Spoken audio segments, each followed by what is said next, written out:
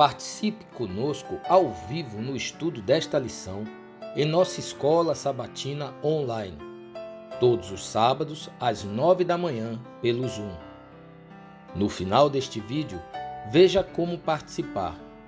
Você é o nosso convidado. Olá, seja bem-vindo a mais um estudo da nossa escola sabatina. É um grande prazer estar aqui participando com você dessas lições. Essa lição que agora é anual e hoje nós vamos falar um pouco sobre a natureza, né? Como que é o contato com a natureza, quais os benefícios que esse contato nos traz.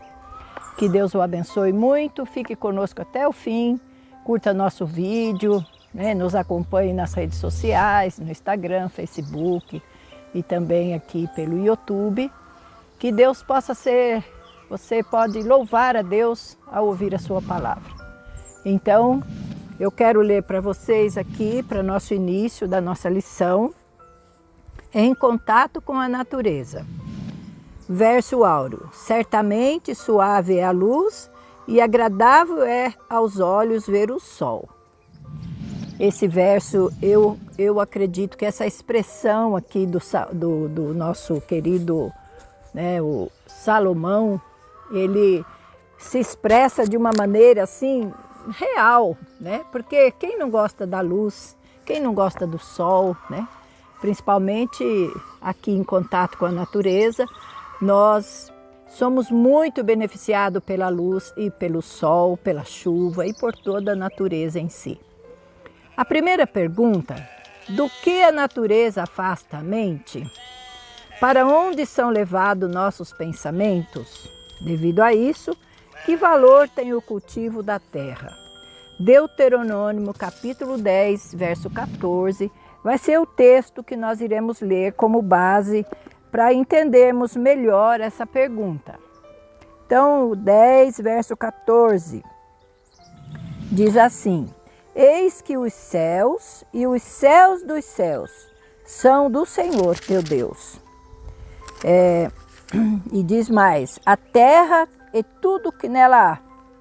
Então, tudo que nós podemos ver ao nosso redor é de Deus, pertence a Ele. Foi Ele quem criou, é Ele quem mantém, né? Ele que dá o sol, a chuva, a luz solar para o crescimento, desenvolvimento, né? Atribuindo assim para nós uma bênção sem medida, que é poder contemplar a natureza, né? E tudo que a natureza nos oferece.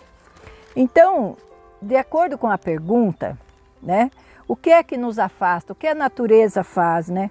Por que que ela diz assim, do que a natureza afasta a mente? Do mal, né?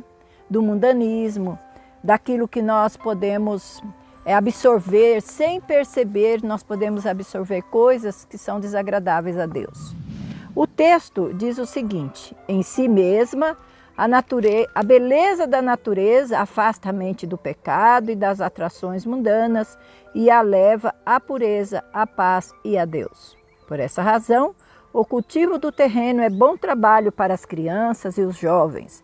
Leva-os em contato direto com a natureza, com o Deus da natureza. E para que possam ter essa vantagem, deve haver tanto quanto possível em conexão com nossas escolas, grandes jardins e vastas terras para a cultura. Esse texto está em CPPE 186. É a cicla do nosso testemunho. Então, a natureza, quando nós cultivamos a terra, quando nós trabalhamos na terra, quando nós contemplamos a natureza, de alguma maneira, ou você trabalha com ela, ou você mesmo ao contemplar, você é muito beneficiado, porque a sua mente volta para o Criador, para aquele que criou todas as coisas e que colocou isso em nosso poder, né? Nós temos um poder sobre a natureza, nós podemos fazer dela bela ou feia, morta ou viva. Isso está na mão do homem, para que o homem faça essa diferença, né, ao cuidar da natureza.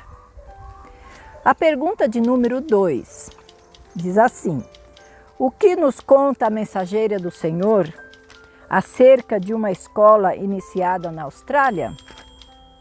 Portanto, como se deve agir para atingir educação completa? Muito interessante a pergunta. Nós vamos para 2 Reis, no capítulo 6, o verso de 1 a 3. Diz assim: disseram os discípulos do profeta a Eliseu: eis que o lugar em que habitamos contigo é estreito demais para nós. Vamos, pois, até ao Jordão, tomemos de lá cada um de nós uma viga e construamos um lugar em que habitaremos. E respondeu ele: ide. Disse um: serve-te de ires com os teus servos? E ele tornou: eu irei. Essa leitura está contando aqui um episódio, né, do trabalho do profeta Eliseu. Eliseu tomava conta de alguns alunos, né, na escola dos profetas, e o lugar estava pequeno demais, e os seus alunos aí o convidaram a ir cortar madeira para aumentar o lugar, né, fazer um lugar mais amplo. E Eliseu assim concordou. O desfecho da história nós vamos ver depois. Aí, 1 aos Tessalonicenses, capítulo 5, verso 23. Vamos ver o que é que Paulo também fala a respeito desse assunto. Diz assim: o mesmo Deus de paz vos santifique em tudo, e o vosso espírito, alma e corpo sejam conservados íntegros e irrepreensíveis na vinda do nosso Senhor Jesus. Então Paulo também diz que é o nosso Deus é quem nos conserva, íntegro, honestos, trabalhadores, alegres, felizes, tudo que nós temos depende de Deus. E aí Paulo ainda diz que nós devemos conservar esse corpo que Deus nos concedeu. De que maneira? Atentando para as orientações da sua palavra, né? A sua palavra, ela diz que nós temos que estar mais em contato com a natureza, olhar mais as obras da criação, estar perto da natureza, para que nós possamos ter uma mente mais pura, mais sadia, podemos desfrutar dos benefícios do contato com a natureza. Eu quero ler esse texto do Speed Profecia, está em Testemunho para Ministro 242. Bem, a escola fez um excelente começo. Os alunos estão aprendendo a plantar árvores, morangos e etc. A conservar cada pedacinho e fibra das raízes desembaraçadas para lhes dar oportunidade de crescerem. Não é essa uma lição muito preciosa sobre a maneira de tratar a mente humana, bem como o corpo? Não embaraçar nenhum dos órgãos do corpo, mas lhes dar plena condição para desempenhar o seu trabalho. Na escola que aqui é iniciada, ela estava numa cidade na Austrália, né? Procuramos ter verdadeiro êxito no ramo agrícola, combinados com o estudo das ciências. Pretendemos que este lugar seja um centro do qual irradia a luz, precioso conhecimento, avançado que resulte em serem trabalhados terras incultas, de modo que montanhas e vales floresçam como a rosa. Tanto para as crianças como para os homens, o trabalho combinado com o esforço mental darão à espécie certa de educação completa. O cultivo da mente trará tato e novos incentivos para o cultivo do solo. Nesse texto, nós podemos compreender que a vontade de Deus é que a chamada educação completa, né, ela seja completada de que maneira?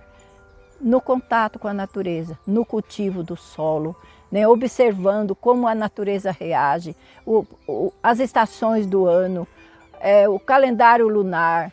Tudo isso tem influência sobre as plantas, sobre nossa vida, sobre nossa... A irmã Wati, ela fala aqui que na natureza é uma ciência. Nós podemos estudar o corpo humano, compreendendo cada dia melhor a natureza. Vamos para a pergunta número 3. Como devemos trabalhar no solo? Do que testificam as terras, ao nosso redor? Eclesiastes capítulo 11, verso 1 e o verso 6. Lança o teu pão sobre as águas, porque depois de muitos dias o acharás. E o verso 6. Semeai pela manhã a tua semente, e à tarde não repouses a mão, porque não sabes qual prosperará, esta, se aquela, ou se ambas igualmente serão boas. O conselho aqui do sábio Salomão é que nós precisamos, ao semear, voltar a cuidar da semente, né? Regar, adubar, trabalhar ali com ela, mostrando que nós estamos tendo cuidado. Por quê?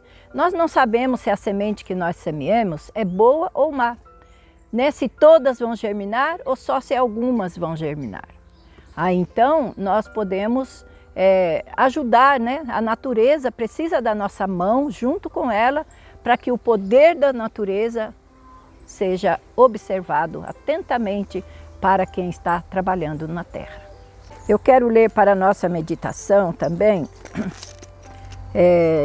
testemunho também para ministros, aliás, perdoe-me, testemunho para ministro mesmo, na página 243. Não devemos ficar aturdidos nem desanimados quanto às coisas temporais devido a falhas aparentes. Nem devemos ficar desalentados pela demora. Devemos trabalhar no solo com alegria, esperança e gratidão, crendo que a terra conserva em seu seio ricas provisões para o fiel obreiro entesourar, mais ricas que o ouro ou prata. A esterilidade que lhe é atribuída é falso testemunho. Com um cultivo próprio e inteligente, cederá a terra seus tesouros para o benefício do homem. O cultivo de nossas terras requer o exercício de todas as energias do cérebro e tato que possuímos. A terra ao redor testifica-se da indolência do homem. Esperamos despertar para a ação os sentidos adormecidos. Esperamos ver fazendeiros inteligentes que sejam recompensados por seu ardoroso labor e sensatos no cultivo do solo. Esse texto nos demonstra que sem aquele cuidado especial da semente lançada no pó, na terra, ela não vai receber os benefícios apropriados. Então não devemos desanimar se nem todas vão germinar e brotar, não devemos desanimar pela demora, né? Não devemos ficar aturdidos, ou seja, desanimados, preocupados. Devemos fazer a nossa parte, que é cuidar com todo amor e carinho para que tudo dê certo. A semente vai germinar, vai falhar algumas, mas isso não importa. E aí recebemos a grande bênção do resultado do nosso trabalho. Pergunta número 4. Que bela profecia temos acerca deste tema? Como seriam os agricultores e seus lares? Como devemos considerar a terra? Vamos ler no livro de Eclesiastes, capítulo 5, verso 9. O proveito da terra é para todos, até o rei se serve do campo. Esse texto nos mostra que todos nós, o mundo inteiro, toda criatura viva precisa do campo, de qualquer maneira, de alguma maneira ou de outra, não é mesmo? Quero ler para vocês agora, no livro do Testemunho para Ministro, na página 244. Haverá uma nova apresentação de homens como ganhadores de pão, que possuem uma habilidade educada e treinada para trabalhar o solo com vantagem. Sua mente não será sobrecarregada e forçada ao máximo com o estudo das ciências. Tais homens demolirão o tolo sentimento que tem prevalecido em relação ao trabalho manual. Originar-se-á uma influência, não em oratória altissonante, mas numa real inspiração de ideias. Veremos agricultores que não serão grosseiros, ásperos, indolentes, descuidados com o vestuário e a aparência de seus lares. Antes porão gosto em suas casas. Os quartos serão ensolarados e convidativos. Não veremos tetos enegrecidos, cobertos de pano, cheio de pó e sujeira. A ciência, a engenhosidade e a inteligência manifestar-se-ão no lar. O cultivo do solo será considerado elevado e enobrecedor. A religião pura e prática se manifestará em tratar a terra como a casa do tesouro de Deus. Quanto mais inteligente se torna o homem, tanto mais dele deve irradiar a influência religiosa. E o Senhor deseja que tratemos a terra como um tesouro precioso que nos foi emprestado em confiança. Este foi o texto do TM 244, onde nós podemos concluir que nós vivemos aqui, cuidamos e nos alimentamos, mas que nada pertence a nós, né? A terra é doada por Deus para nos abençoar. E assim nós podemos usufruir das bênçãos que a natureza nos provém, mas sabemos que tudo pertence a Deus, assim como diz o texto. E todos nós somos beneficiados, até o rei se serve da terra. Ninguém consegue viver sem ter os produtos da terra. E isso é preciso que alguém plante, que alguém semeie, que alguém cultive, né? Que possamos ser nós esse alguém, que Deus está colocando em nossas mãos esse precioso legado. A pergunta número 5 diz: diante da maldição que afetou a terra, que lugar desempenha o trabalho no plano de Deus? Gênesis capítulo 3, verso 18 a 19. Eu quero ler para a nossa meditação. Gênesis 3, do verso 18 e o verso 19. Ela produzirá também cardos e abrolhos, e tu comerás a erva do campo. No suor do rosto comerás o teu pão, até que tornes a terra, pois dela foste tomado, porque tu és pó, e ao pó tornarás. Essa é a maldição que sobreveio à terra por causa do pecado, não é? E essa maldição foi colocada agora para que nós possamos trabalhar, tirar o nosso alimento, o nosso pão dessa terra. Que Deus possa conceder-nos, né, esse privilégio pertence a todos nós, doado por Deus. O texto do livro de Educação, página 214, diz: na criação o trabalho foi designado como uma bênção. Significava desenvolvimento, poder, felicidade. A mudada condição da terra em virtude da maldição do pecado acarretou uma mudança nas condições de trabalho.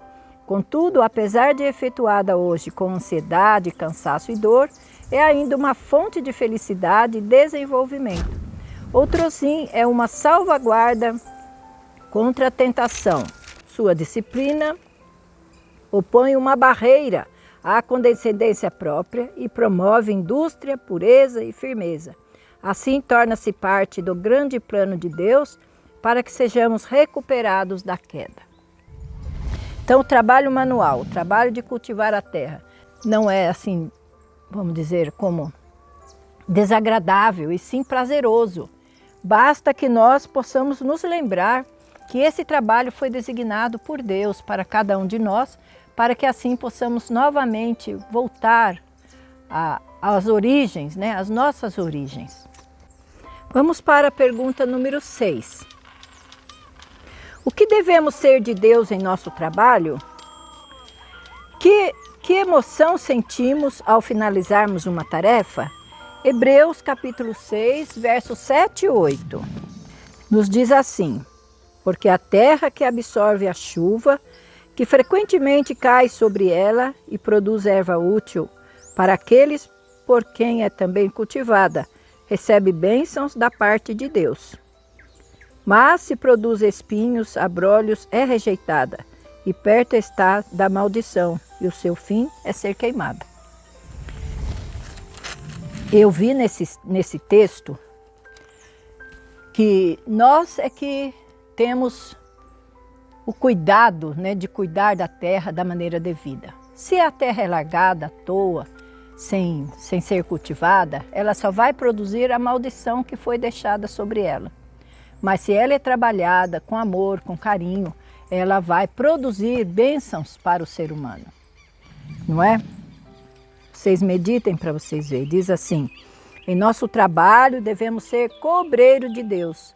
Ele nos dá a terra e seus tesouros. Nós, porém, devemos adaptá-los a nosso uso e conforto. Ele faz com que as árvores cresçam, mas nós preparamos a madeira e construímos a casa. Ele ocultou na terra o ouro e a prata, o ferro e o carvão. Todavia, é mediante o trabalho apenas que podemos obtê-los. Mostrem-lhes que, ao mesmo tempo em que Deus criou todas as coisas e constantemente as dirige, dotou-nos Ele de um poder não totalmente diferente do seu. Foi-nos dado, até certo ponto, o domínio sobre as forças da natureza. Assim como Deus, do caos, evocou a terra em sua beleza, também nós podemos, da confusão, produzir ordem e beleza. E posto que todas as coisas estejam hoje desfiguradas pelo mal, contudo, em nossos trabalhos acabados, sentimos uma alegria idêntica à dele. Quando olhando para o lindo mundo, o pronunciou muito bom. Que Deus, pronunciou essa palavra que é muito bom. Como nós podemos desprezar essa palavra, desprezar a terra, Vamos dizer assim, a terra, quando ela não é cultivada, ela só vai produzir pragas, abrolhos, espinhos. Mas se ela é cultivada com amor, com dedicação, com reconhecimento de que ela é uma dádiva de Deus para o ser humano, nós vamos ser muito recompensados. Por quê? Porque Ele faz descer a chuva, o sol, a luz. Tudo isso é em cooperação com o trabalho com as mãos humanas, a terra vai produzir o nosso alimento, a nossa comida. Vamos para a pergunta 7ª. Apesar de tudo que é dito acerca do trabalho físico, que ideia ainda prevalece? Eclesiastes capítulo 10, verso 18. Vamos ver o que é que Salomão fala a esse respeito, para nos animar no cultivo da terra. Ele diz assim: pela muita preguiça desaba o teto e pela frouxidão das mãos goteja a casa. Então nós precisamos nos animar a ser diferente, não preguiçoso, indolente. Você joga uma semente na terra, encruza os braços e quer que ela produza. Se você não arruma a sua casa, ela vai acabar caindo um dia, porque vai deteriorando, vai estragando. Tudo tem a decomposição, que é a maldição do pecado. Tanto a terra sofre, e o ser humano também. Então esse é o conselho do sábio Salomão, não ser preguiçoso, não ser indolente. E aqui o Espírito de Profecia também está nos admoestando a isso, a não sermos preguiçosos nem indolentes com respeito à vida do campo, à nossa casa, enfim, a todo o trabalho que nós nos dispusermos a cumprir. Eu quero ler ainda no livro Educação.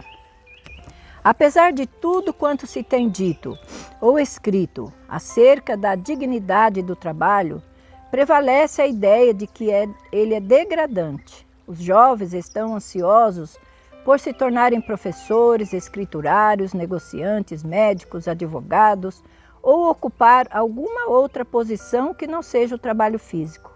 As moças fogem do trabalho doméstico e procuram uma educação em outros ramos. Necessitam aprender que nenhum homem ou mulher se degrada pelo trabalho honesto. O que degrada é a ociosidade e egoísta dependência. A ociosidade favorece a condescendência própria e o resultado é uma vida vazia e estéril, ou seja, um campo a convidar o crescimento de todo o mal. Olha só o que irmã White, que Ellen White complementa aqui o pensamento de Salomão. Não é nenhuma vergonha ser um agricultor, não é nenhuma vergonha morar no campo, criar os filhos ali ao redor da terra, ensinando como é a ciência que Deus colocou na terra, como que a semente germina, brota, cresce, frutifica e dá o alimento para o ser humano. Isso é um privilégio, As moças, os jovens, os rapazes têm vergonha às vezes de ser de fazer o trabalho físico, manual, diz que é muito cansativo, mas na verdade Esse é o que Deus indicou para o ser humano, crescer forte, saudável, né? Robusto, comendo coisas provindas do solo. A pergunta número 8. Apenas as mulheres têm parte na formação do lar? Portanto, que conhecimento os rapazes devem obter? Que conhecimento as mulheres deveriam adquirir também? Em Eclesiastes capítulo 4, verso do 9 ao 12. Nós vamos meditar nessas palavras. Melhor é serem dois do que um, porque tem melhor paga de seu trabalho. Porque se caírem, um levanta o companheiro. Ai, porém, do que estiver só, pois caindo não haverá quem o levante. Também se dois dormirem juntos, eles se aquentarão, mas um só como se aquentará? Se alguém quiser prevalecer contra um, dois lhe resistirão. O cordão de 3 dobras não se rebenta com facilidade. Esse verso de Salomão é fantástico, né? É uma realidade mesmo, né? É uma realidade na vida de cada ser humano. Se você, né, tem o seu cônjuge, o seu par, os dois devem trabalhar unidos. O que é o cordão de 3 que fala aqui? O cordão de 3 não se rebenta. Por quê? Porque tem 2, mas tem Jesus para unir os dois, né? É Jesus que torna forte essa união. É Jesus entre esses dois é que vai fortalecer para que se um cai o outro levanta, né? Um ajudando o outro no sustento, no manuseio, em todas as tarefas do dia, seja no lar, seja no trabalho, seja em que profissão for, os dois precisam estar de comum acordo. E o terceiro é Jesus. E esse cordão de 3, nada pode arrebentar. Eu quero ler para a nossa meditação também, ainda no livro Educação, na página 216. Visto como os homens, bem como as mulheres, têm parte na constituição do lar, tanto os rapazes como as moças devem obter conhecimento dos deveres domésticos. Fazer a cama e arranjar o quarto, lavar a louça, preparar a comida, lavar e consertar sua própria roupa, são conhecimentos que não tornarão um rapaz menos varonil, torná-lo-ão mais feliz e útil. E se de outro lado as moças pudessem aprender a arrear, cavalgar, usar a serra e o martelo, assim como o ancinho e a enxada, estariam melhor adaptadas a enfrentar as emergências da vida. Deve-lhes ser ensinado que a disciplina do trabalho sistemático bem regulado é essencial, não unicamente como salvaguarda contra as dificuldades da vida, mas também como auxílio para o desenvolvimento completo. Então aí estamos falando aí para as mamães, para os papais, educar os filhos desde pequeno, né? Os meninos, as meninas, todos devem participar do trabalho, tanto dentro de casa como fora de casa, né? As meninas também devem aprender a plantar, né? Devem aprender a cultivar, e os rapazes também a fazer o trabalho caseiro, né? Lavar, passar, cozinhar. Diz que aí eles vão estar mais aptos para enfrentar os problemas, né? O dia a dia, a vida em si. Isso aí tem que partir primeiramente da mãe, né? Que é a educadora principal, que fica em casa mais tempo com seus filhos. E aí o pai deve ensinar, quem vai ensinar a montar, trabalhar na roça? O pai, né? E a mãe vai ensinar também outros trabalhos. E assim os dois trabalhando junto com seus filhos darão um bom resultado, né? Diz aqui que ele vai receber aí agora uma educação completa. Essa é a educação completa. Tanto ele vai aprender o beabá, como vai aprender também o beabá da casa, do campo. Vamos agora para a pergunta número 9. Que exemplo bíblico temos de trabalhadores a quem Deus honrou? Ainda no livro Educação, na página 217. Aprendam as crianças e jovens pela Bíblia como Deus tem honrado a lida do trabalhador. Leiam acerca dos filhos dos profetas, estudantes em uma escola, os quais estavam construindo uma casa para si e para quem foi operado um milagre, a fim de se salvar da perda o machado que fora tomado emprestado. Leiam acerca de Jesus, carpinteiro, e Paulo, fabricante de tendas, que ao trabalho de seu ofício ligaram o mais elevado ministério, humano e divino. Leiam acerca daquele rapaz cujos 5 pães foram usados pelo Salvador, naquele maravilhoso milagre de alimentar a multidão, acerca das Dorcas, a costureira, ressuscitada para que pudesse continuar a fazer roupas para os pobres, acerca da mulher sábia descrita no livro de Provérbios, a qual busca lã e linho e trabalha de boa vontade com as suas mãos. Dá mantimento à sua casa e a tarefa às suas servas. Plantam uma vinha e fortalece os braços, abre a mão ao aflito, ao necessitado estende a mão, olha pelo governo de sua casa e não come o pão da preguiça. Diz Deus a respeito de tal mulher, essa será louvada. Dai-lhe do fruto das suas mãos e louvem-na nas portas das suas obras. Isso aqui é a mulher de Provérbios 31, né? Nós sabemos que a mamãe, a dona de casa, ela deve ser não só cuidadora da casa, mas ela deve ser uma educadora, né? Ela vai educar, ela vai distribuir tarefas, ela vai ensinar os filhos a serem engenhosos, né? Participantes das tarefas diárias. Fala também aqui, nós lemos lá nas primeiras perguntas sobre Eliseu, que cuidou dos seus alunos, né? Seus alunos trabalhavam, tanto eles eram estudantes ali na escola dos profetas, mas também eram trabalhadores. Aprendiam a cultivar, construir, né? Eles que foram construir as suas casas e em benefício disso, em resultado dos seus esforços, Deus operou um grande milagre, né? Salvando eles de uma situação difícil, que foi o martelo que acidentalmente caiu dentro do rio e o milagre que Deus operou através de Eliseu. Muito maravilhoso. A pergunta de número 10. Que séria reprovação há para os urbanoides que não se interessam pela natureza? Gênesis capítulo 2, o verso de 8 ao 15. E plantou o Senhor Deus um jardim no Éden, na direção do Oriente, e pôs nele o homem que havia formado. Do solo fez o Senhor Deus brotar toda sorte de árvore agradáveis à vista e boa para alimento, e também a árvore da vida no meio do jardim, e a árvore do conhecimento do bem e do mal. E saía um rio do Éden para regar o jardim e dali se dividia, repartindo-se em 4 braços. O primeiro chama-se Pison, e é o que rodeia a terra de Avilá, onde há ouro. O ouro dessa terra é bom, também se encontram lá o bidélio e a pedra de onix.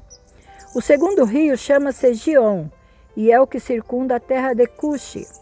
O nome do terceiro rio é Tigre, é o que corre pelo oriente da Síria. E o quarto rio é o Eufrates. Tomou, pois, o Senhor Deus o homem e o colocou no jardim do Éden para o cultivar e guardar. Que Deus maravilhoso, né? Então, quando ele formou o homem, né, nossos primeiros pais, ele poderia fazer uma cidade para eles morarem, não é? Mas não, ele plantou um jardim, um belo jardim, e colocou ali o homem. Diz que da terra ele fez brotar ervas, né, flores, árvores que dê fruto, árvores frutíferas, e deu a ordem de tudo quanto há no jardim, tudo que dá semente, isso vos será por alimento. O capítulo 4, verso 17, diz assim: E coabitou Caim com sua mulher, ela concebeu e deu luz a Enoque. Caim edificou uma cidade e lhe chamou Enoque, o nome de seu filho. Então, quem foi o primeiro que construiu uma cidade? Foi Caim. Nós conhecemos a história de Caim, sabemos que ele era rebelde. Ele se rebelou contra as ordens de Deus. E aí ele saiu para longe e lá ele coabitou e teve sua família e criou e edificou, né, a primeira cidade, que foi o nome do seu filho Enoque. Então, nós podemos concluir assim: Os que olham para o belo cenário da natureza, como o fariam a um quadro inanimado, que preferem olhar as folhas mortas a juntarem as flores vivas e belas, que encontram prazer doentio em tudo quanto é melancólico, na linguagem que lhes fala o mundo natural, que não veem beleza alguma nos vales revestidos de verdejantes relva e nas altaneiras montanhas cobertas de vegetação, que cerram os sentidos à jubilosa voz que lhes fala na natureza, a qual é doce e musical aos ouvidos atentos. Esses tais não estão em Cristo. O que é que nós podemos concluir? Podemos concluir que a natureza é linda de se contemplar. O som da natureza, né? O canto dos pássaros que nós estamos ouvindo aqui, o gaguejar das galinhas. Então, numa zona rural, tem essas coisas, esse barulho, mas não é um barulho que cansa os nossos ouvidos. É um barulho como uma música, né? O barulho da água correndo lá no riacho, né? O cantar dos pássaros. E a natureza tem seu barulho em si mesma, o vento faz barulho na natureza. E se nós contemplarmos tudo isso com um coração voltado para o nosso Criador, nós vamos ser muito beneficiados. Agora, se eu olhar a natureza, né, como muitos fazem, nós vamos estar... O Espírito de Deus não vai estar em nós, porque a obra das mãos de Deus, né, a criação, é o que nos dá vida, é o que nos enobrece, é o que santifica nosso caráter. E que Deus, na sua benignidade, no seu grande amor para com o ser humano, nos conceda a graça de participarmos desse plano maravilhoso que Deus fez quando criou o Jardim do Éden, colocou nele seu povo e até hoje Ele ainda instrui, Ele ainda convida o povo a deixar as cidades e morar no campo, porque Ele sabe o que é melhor para cada um de nós. Que cada um de nós possamos ser muito abençoados. Que Deus possa abençoar você e que você possa tirar lições, né? Nos assista até o fim, se você gostou do nosso conteúdo, compartilhe, né? Participe conosco da escola online e assim você irá cada dia desfrutar maior bênçãos espirituais. Que Deus abençoe. Amém. Em nosso site vocês encontrarão estudos, notícias, dicas de saúde, além de todas as nossas lições. Participem conosco através da nossa página no Facebook e assistam todas as nossas lições através do YouTube. Você também pode participar ao vivo das lições da Escola Sabatina todos os sábados a partir das 9 da manhã pelo Zoom. Ligue ou mande uma mensagem para os números de WhatsApp que aparecem na tela e venha estudar conosco. Você é o nosso convidado.